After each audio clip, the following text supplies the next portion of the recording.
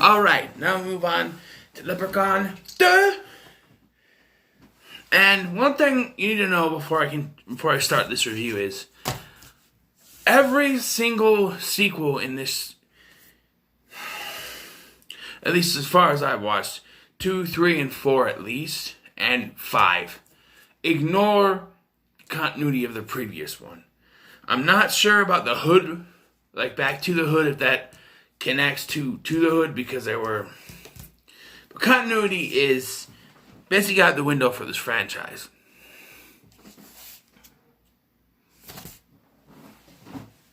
Just so you know. So here we get a new story that takes place a long time ago, or 100 years before this, or 1,000, whatever, I don't know, in Ireland, where the leprechaun is walking with his slave, and he says he has chosen a bride, and once he gives his bride, his slave will be free. But as it turns out, his bride is the slave's daughter.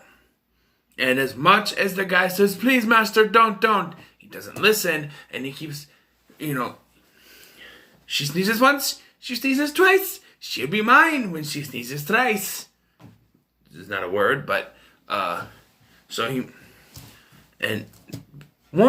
the leprechaun is so stupid, because he says, she sneezes once, she sneezes twice, she'll be mine when she sneezes thrice. As long as no one yells out, God bless ya, she'll be his. Well, she sneezes once, she sneezes twice, and then the slave guy yells out, God bless you, my child, and the leprechaun kills him. Now he has to wait for his 400th birthday, which is now in our time. We see this, the generations move on, and it's the same actress. So it now goes on to one of our main characters, Bridget. Our main characters in this are Cody and Bridget, boyfriend and girlfriend. And to me, I always thought that Cody looked a little bit like Michael Rosenbaum from Smallville. To me, that's what he looks like. I'm just saying that's what it looks like to me. Anyway, Cody's Uncle Morty is a con artist where they set up this dark side tours of Hollywood, where it's all made up fake shit. But Morty is drunk, so he can't drive. So now Cody has to take over this tour. And what I don't get about this is Bridget, right? They're supposed to go on a date, but Cody has to do this because his uncle is too drunk. So he has to do this for his uncle, or they're going to lose him a lot of money. They're going to lose, this is his uncle's job. It's his uncle's way of life. It's the way he pays his bills and stuff. He needs this. But all Bridget cares about is the stupid date and getting to go-karts and stuff. So much so that as soon as he goes to take her there, and she takes off with this other guy, all because he was too concerned about helping his family. And then when the leprechaun kidnaps her, he's like, "Oh no, I have to save Bridget." I'm like, "Do you? Do you really?" She's about to throw your ass under the bus for the other guy, even though there is a scene where she says, "No, I'm still with Cody. I can't be with you," or whatever.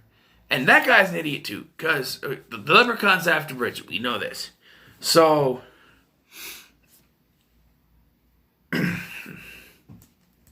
she goes in through the front door, and then magically she shows up in the garage, and he's like, "Oh, Bridget." She's like, "Come here." All sexy and stuff, and he's like, "Oh, okay." He doesn't ask how she got from going through the front door to being in the garage like that. And so he gets hypnotized by her body, doubles, nipples, and then turns out it's a Wordley saw machine thingy, and he dies. We don't see anything on screen, where you did see some visceral stuff in the first one. This one, it's a cutaway. We see a shadow of it happening. And then, the leprechaun standing there using Bridget's voice going, "Was it good for you?" I always said I like this one better than the first one. And I kind of do. But there is some stuff that makes me go, if you know what I mean. It's just like, okay, fine, sure, whatever. But anyway, so Cody shows up at Bridget's house with flowers and to apologize to her and everything, and they're fine. She's like, oh, Cody, I can never be mad at you. The acting in this is terrible. Well, Cody's is alright. Bridget's is to be desired. I mean, she's desirable, but I mean, her acting is nothing to go dry hum about. Eventually, Leprechaun comes in. He's making her sneeze once, twice. Sneezes the third time, but he goes to say, bless you, and the Leprechaun cuts him off. To me, I always thought that's cheating.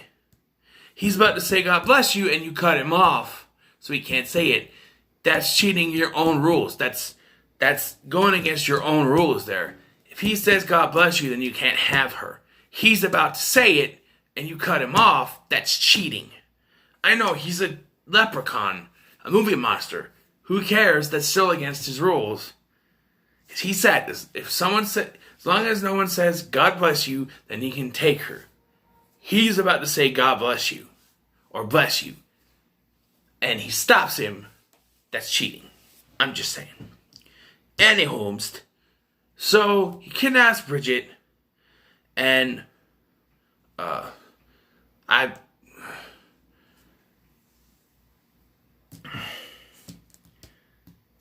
Right. Does he kidnap Bridget there? Because I'm missing a chunk of the movie where he and Morty... Because that's where he meets the...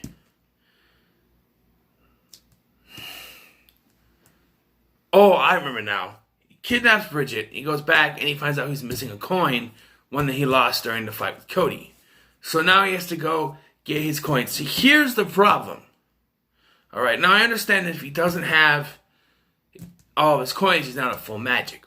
But if he had just went through with this wedding thing instead of caring about his coin, he would have succeeded. But the whole fact, I need me coin! I need me coin! Why? After you marry Bridget, you can kill Cody and take your coin back. Well, actually, they're established you can't kill Cody because he has the coin. But I'm just saying, your plan could have worked if you just didn't care about your coin. You just think about it, okay? He's got Bridget in his cave, get her in a sexy red dress. He's ready to go, and he's like, oh no, I need my coin! And he disappears. Seriously? You have a beautiful woman, you're ready to go, you're saying you want a bunch of children with her, and you stop this for a fucking coin. You're an idiot, Leprechaun. An idiot. I understand Leprechaun's got, lore. They want their coins. Like, they established this in the first one. Like, they want their coins. They clean shoes, even though it's not brought up here. And four-leaf clovers is their weakness. Here, though, it's wrought iron. Which is why he's locked in a iron safe. And he cheats here too. Morty gets greedy, puts him in the safe, and he says, I want your gold. Leprechaun says, okay, and gives him the gold inside his stomach. He then wishes for it to be out of his stomach, and he said he can't do that unless he's freed. You just put it in his stomach without being freed from the safe. If your powers are limited by the safe, then you shouldn't have been able to give him, to put the gold in him in the first place. Now you're saying you can't, like, oh, wish me out of here. I wish you out of there. I can't get out. My powers don't work. I'm like, if you could, if your powers work to wish the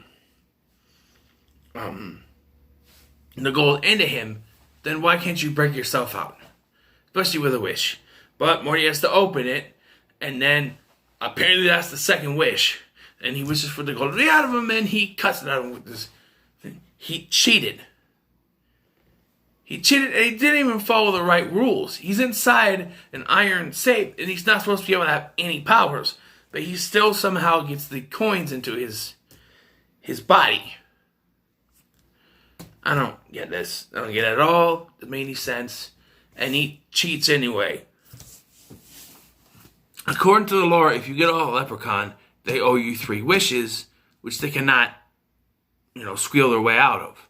So the fact that he cheats by making the coins go into Morty's body, in the stomach, shouldn't have happened. 1, he's stuck in the iron thing, which means his magic shouldn't have worked.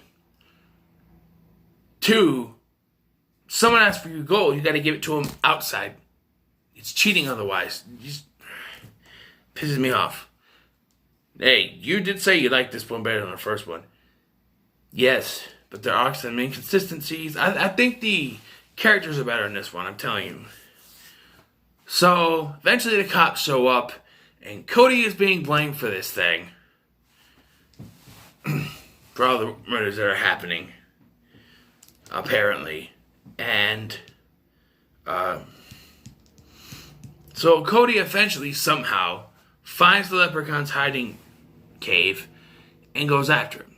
He can't be killed because he has the coin, and then there's a runner. He gets Bridget, they run around, they get lost, and he goes back to Bridget, and Bridget says, "Give me the coin, and we'll just get rid of it." So he gives her the coin, and turns into the leprechaun, surprisingly. But he figured it out because of the kiss. They kiss, because it means he's actually kissing the leprechaun, and he figures out it's not her, and he gives her a fake chocolate coin. Should have done the Ozzy trick and try to. But he's still unkillable. They save the day, and they have a coin left over, which doesn't match with the continuity of the third film because you got all these coins at this point. Like I said, continuity is thrown out of the window with these things. But yeah, and how they subdue him? Wrought iron or something. That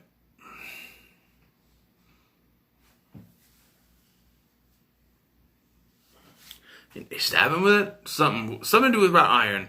And they take care of him. It's just, I said I like this better than the first one. I'm going to have to give this a 7. Just because the inconsistencies with it, the problems. I see the problems with it now. Now that I'm reviewing movies that I've generally liked are just kind of, okay, I see the glaring problems now.